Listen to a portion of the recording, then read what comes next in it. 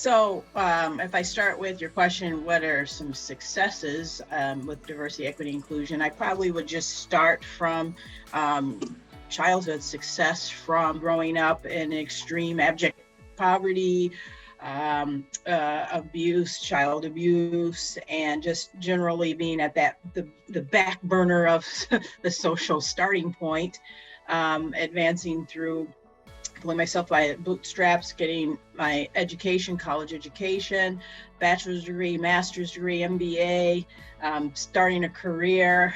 You know what I'm talking about. That's what we do. Got to do it. My work, 22 years at Bausch & Lomb, I was in marketing there, corporate business, but I've transitioned to my own marketing consulting, but I also have diversity, equity, inclusion consulting, doing very well with that. And I absolutely love doing that, helping organizations, nonprofits or for-profits go on that journey. I think a lot of us have run into issues where people think, oh no, everything is fine. We don't have any problem here. Oh, we are very diverse. We're very inclusive. And then they stop and look around. They start having conversations with each other. And I think those are successes, just starting to have the conversations, right? A lot of us grew up with this idea that we had to keep our heads down. You had to keep moving forward. You just took it, right?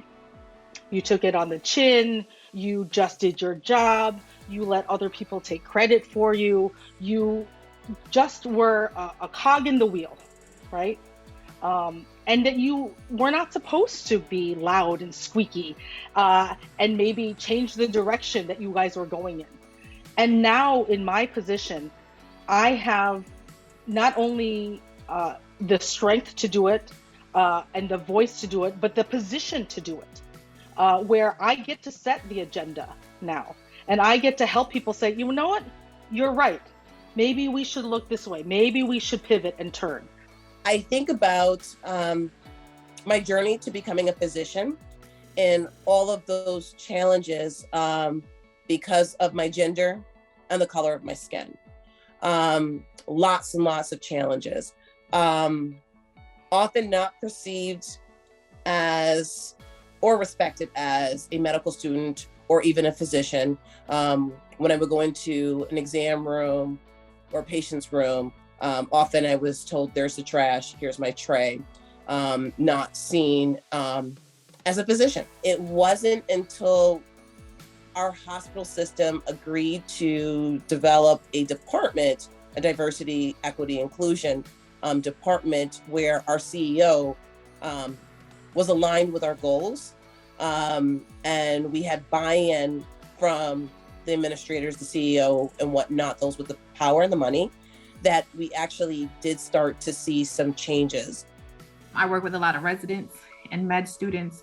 I've even helped facilitate a humanities course at the med school at the U of R, really talking about the experience as a disabled woman of color and what that looks like for me in the healthcare space, what that looks like for me in terms of access to healthcare, what that looked like for my mother who didn't speak English, who came to this country to figure out like a better life for me as a person with a disability. So my lucky stars was elected to be the co-director to diversity and inclusion efforts in our division. It's been trying times, but it has always been my effort and goal to create a stronger connection between our division and our communities. There's the famous Shirley Chisholm quote about if there's not a seat at the table, that you need to pull up a folding chair.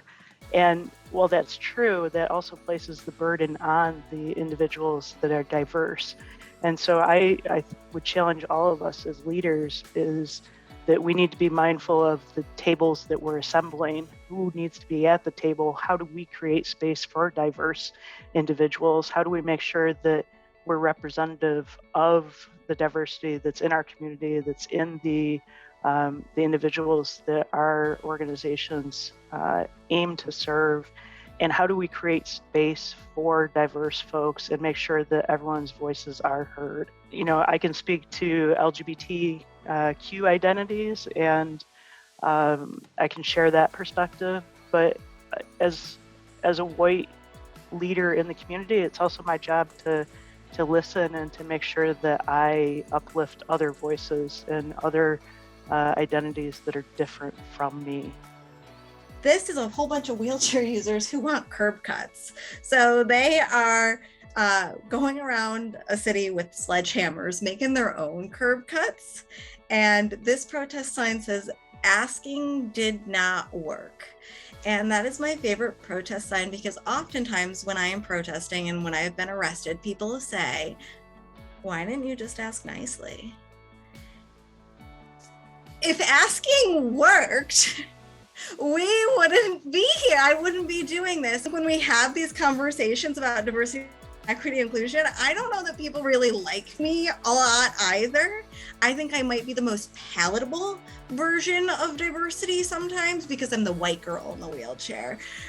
So people might think I'm the most palatable version, and I get to use that form of privilege.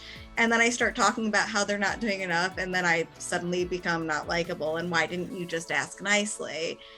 But when I did ask nicely, you still didn't do it. And now I come with a sledgehammer and I'm still the problem.